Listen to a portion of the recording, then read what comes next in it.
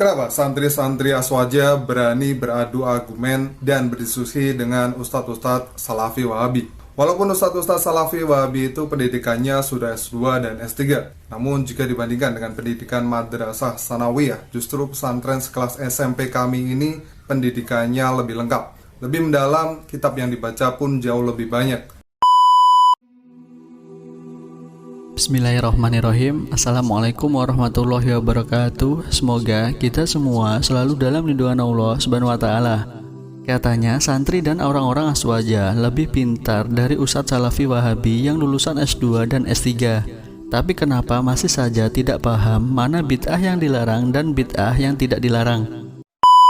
Daftar bid'ah yang dilakukan Wahabi sesuai definisi bid'ah menurut Wahabi sendiri. 8. Mereka sendiri juga membagi bid'ah menjadi dua, secara bahasa dan secara agama, atau secara ibadah dan bukan ibadah. Padahal juga tidak ada contoh tersebut semasa hidup Rasulullah.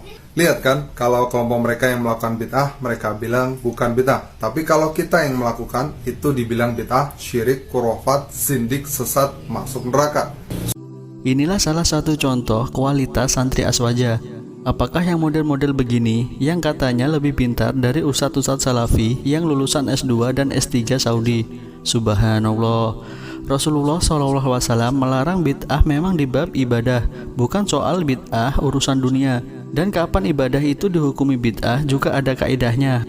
Makanya dipahami dulu kalau ustadz-ustadz Salafi ceramah bab bid'ah, bagaimana mereka menghukumi bid'ah. Kalau sudah paham baru kalian bantah dengan dalil-dalilnya. Bukan keburu emosi dan gak terima amalannya dibid'ahkan. Dan ustadz-ustadz Salafi juga tidak akan menghukumi perbuatan kalian bid'ah kalau memang itu bukan bid'ah. Bukan karena yang melakukan orang Aswaja maka dihukumi bid'ah, dan kalau yang melakukan Salafi tidak dihukumi bid'ah. Misal, apa pernah ustadz-ustadz Salafi menghukumi bid'ah orang-orang Aswaja yang makan tempe? Karena Nabi SAW tidak pernah mencontohkan makan tempe. Tidak pernah kan? Ya memang, karena itu bukan bid'ah yang dilarang. Itu hanya bid'ah dalam pengertian bahasa, bukan secara syariat. Contoh yang lain, azan pakai mic. Apakah pernah ustadz-ustadz Salafi menghukumi azan pakai mic itu bid'ah? Tidak pernah kan? Ya memang, karena azan pakai mic itu bukan bid'ah. Karena mic di sini hanya sebagai sarana ibadah, bukan hakikat ibadah itu sendiri. Kalau azannya yang diubah, baru itu dihukumi bid'ah. Memang ada sebagian ustadz Salafi yang menghukumi beduk masjid itu bid'ah, dan saya tidak sependapat jika beduk masjid dihukumi bid'ah, karena beduk hanya sarana, kecuali kalau beduk itu disakralkan.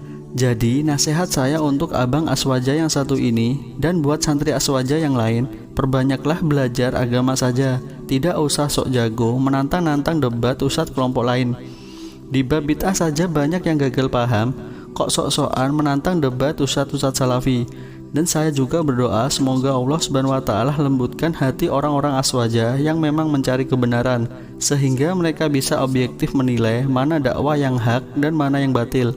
Wallahu a'lam bishawab. Wassalamualaikum warahmatullahi wabarakatuh.